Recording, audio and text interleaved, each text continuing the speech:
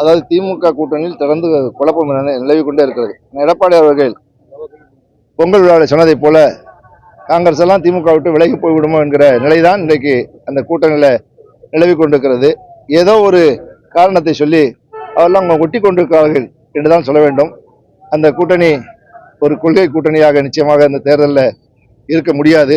இருந்தாலும் அவர்கள் ஒன்றாக இணைந்திருந்தாலும் கொள்கை கூட்டணியாக நிச்சயமாக இருக்க முடியாது. ஆளுக்கு ஒரு கருத்தை சொல்லிக் கொண்டிருக்க நாடே பார்த்து கொண்டிருக்கிறது.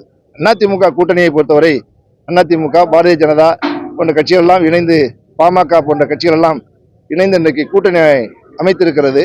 இன்னும் யாரெல்லாம் கூட்டணிக்கு வருவார் என்பதை கழகத்தினுடைய பொதுச்செயலாளர் அவர்கள் தான் தெரிவிப்பார்கள். சார், தேர்தல் நெருங்கி வர நேரத்துல எல்லா கூட்டணி கட்சிக்காரங்களும் ஆட்சி அதிகாரத்தில் பங்கு வேணுங்கிற ஒரு விட்ட கருத்திலே வந்துகிட்டு இருக்கிறாங்க. இது அதிமுக பொறுத்த வரைக்கும் நிலைப்பாடு எப்படி சார் இருக்கும்? அதிமுகவில் எங்களுடைய பொதுச்செயலாளர் அவர்கள் எல்லா இடங்களிலும் பேசுகிற எல்லா இடத்துலையும் அழுத்தமாக சொல்லிவிட்டார்கள். அனைத்து அண்ணாவிட முன்னேற்ற கழகம் பெரும்பான்மையோடு ஆட்சி அமைக்கும் என்று சொல்லியிருக்கிறார். சார், கூட்டணிக்காக பிஜேபி விஜய்க்கு நெருக்கடி கொடுத்து வராங்க அப்படிங்கிற மாதிரி ஒரு தகவல் இருக்கு. இல்ல, அது விஜயே சொல்லல, நீங்க சொல்றீங்க. தமிழக வெற்றி கழகத்தினோட கூட்டணி பேச்சுவார்த்தை என்பது தொடர்ந்து நடைபெற்று வருதா? பேச்சுவார்த்தை என்பது நடக்குதா? யாரு? தமிழக வெற்றி கழகத்தோட அதிமுக அவர்கள் உங்கள்கிட்ட இல்ல, எடப்பாடியார் சொல்லிட்டாரு. இதுவரை நாங்களும் பேசவில்லை, அவர்களும் பேசவில்லை, எடப்பாடியார் சொல்லிவிட்டார். இந்த வரக்கூடிய 2026 சட்டமன்ற தேர்தலில் அதிமுகவோட தாவேக கூட்டணி வைப்பதற்கான வாய்ப்பு இருக்கா? அது ஜோசியமா நம்மளால சொல்ல முடியாது. சார், இந்தியாவிலே கடன் வாங்குற மாநிலத்துல முதல் மாநிலமா தமிழகம் தான் இருக்குன்னு சொல்லிட்டு பல்வேறு கட்சிக்காரங்க சொல்லியிருக்காங்க. ஆமா, இதுவரை சுதந்திரம் அடைந்ததுல இருந்து எவ்வளவு கடன் வாங்கியிருந்தோமோ அந்த கடனை இந்த 5 ஆண்டுல வாங்கி முடிச்சிட்டாங்க. ஒரு 5 ஆண்டுகள் 5 லட்சம் கோடி கடன் வாங்கினது ஒரே அரசு திமுக அரசு தான். அது மக்களுடைய தலையில கடனை சுமத்தி இருக்கிறார்கள். இதுக்கு அமைச்சர் ரகுபதி அடிப்படை வசதிகளை உருவாக்கி தந்திருக்கிறதுனாலதான் இந்த கடன் வாங்குற என்ன அடிப்படை வசதி? அடிப்படை வசதியே கிடையாது. அடிப்படை வசதி என்பது கிடையாது. அடிப்படையான திட்டங்கள் எதுவும் அவர்கள் செய்யவில்லை. நிலையான திட்டங்களுக்கு நிதி ஒதுக்கீடு இல்லை.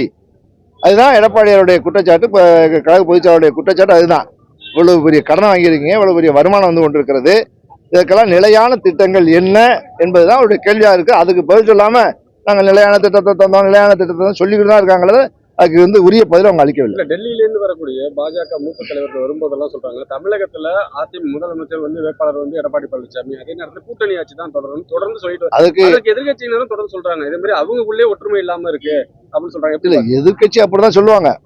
அதுக்கு தெளிவா எங்க பொதுச்செயலாளர் பதில் சொல்லிட்டாரு. அதிமுக மிகப்பெரிய பெரும்பான்மையோடு ஆட்சி அமைக்கும் என்பது எடப்பாடியார் சொல்லிக் கொண்டிருக்காரு. அதுதான் அதிமுக தொண்டருடைய கருத்து. செய்திகளை உடனுக்குடன் தெரிந்து கொள்ள கீழ்கண்ட கேபிள் மற்றும் டிடிஎச் நெட்வொர்க்குகளில் எம்நாடு செய்தி தொலைக்காட்சியை காணுங்கள். பாதகம் செய்பவரை கண்டால் நாம் பயம் கொள்ளலாகாது பாப்பா. மோதி மிதித்து விடு பாப்பா, அவர் முகத்தில் உமிழ்ந்து விடு பாப்பா. அண்மை செய்திகளை உடனுக்குடன் தெரிந்து கொள்ள இணைந்திருங்கள் எம்நாடு தொலைக்காட்சியுடன்.